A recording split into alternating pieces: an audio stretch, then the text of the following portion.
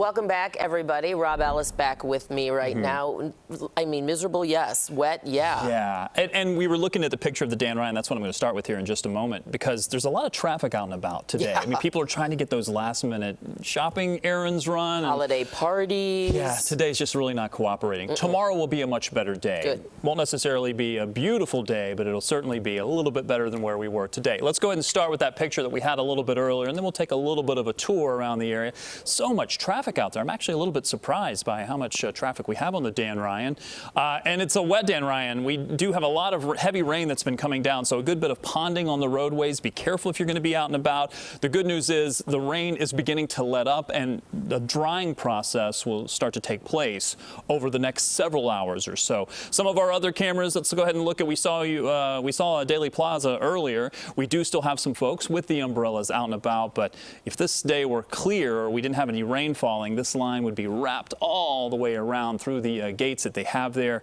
On a day like this, you don't have a line to work with at Daily Plaza, but you certainly do have the rain to contend with. And the rain will take some time before it completely wraps up. There's a whole band of moisture that's slowly easing its way to the east, but even after that's done, we've still got some scattered showers and then the upper level part of the system to deal with before all is said and done. So let's get in a little bit closer. Most of the heaviest rain is now starting to ease or subside. You still have about another hour of some good soaking rain. Then you may get some breaks, but expect a few showers during the overnight, at least for the city. If you're in northwest Indiana, you're now dealing with the heaviest of the rain, and travel is certainly going to be problematic on 80, 94, on 65. Just watch for that. Still a little bit of a treacherous time on the roadways over the next couple of hours for parts of Indiana. Temperatures still into the 40s. We don't have any 30s on the board, which is a little bit surprising. We did have some locations dip there briefly, but these numbers will not move very much tonight or even into tomorrow. So what you see is what you get. It's not necessarily a bad thing because these temperatures are above the average, although if you're looking for it to feel a little bit more like the holidays, there are some changes underway. Let's go ahead and walk you through it. Here's future clouds and radar. Here's your timestamp. I'll actually switch to the other side of the screen so you can see that timestamp, but really trying to push that rain farther to the east, and that should move out of here by around midnight tonight. Still a little bit of moisture on the backside of this, but shouldn't amount to very much. I'm going to leave an isolated shower in the forecast for early Sunday morning, but the trend here is to get this to finally move out of here, and these west winds will help to dry us out by the late part of Sunday. I think it'll be after sundown. Unfortunately, this quick system tries to move through for Monday, and it does a couple of things. First of all, the temperatures drop in a big way. We may start out near freezing for early morning, but it's going to continue dropping as we get into the afternoon.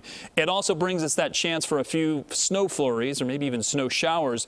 But look at the winds. They really pick up for your Monday afternoon. We're talking about a breezy day with flurries likely, and these 40s are going away for a couple of days as we head into the early part of next week. There's your forecast for tomorrow. 45 to maybe 48 for your high temperature, depending on where you are. We drop in a big way for Monday, but then slowly the temperatures begin to rebound. And heading into Christmas weekend, it looks like our temperatures are going to be above the average. We're going to have a warm Christmas, but unfortunately, it may also be a wet Christmas. Good chance that we're going to see the next system move in and give us a chance for rain for your Christmas. That's beyond our 7-day forecast, but I did want to give you a little bit of an update on that. Enjoy a cloudy but warmer day for tomorrow before some colder air moves in for your Monday. All right, Rob, thank you. At least we'll see some sun a little bit next week. Thanks. We will.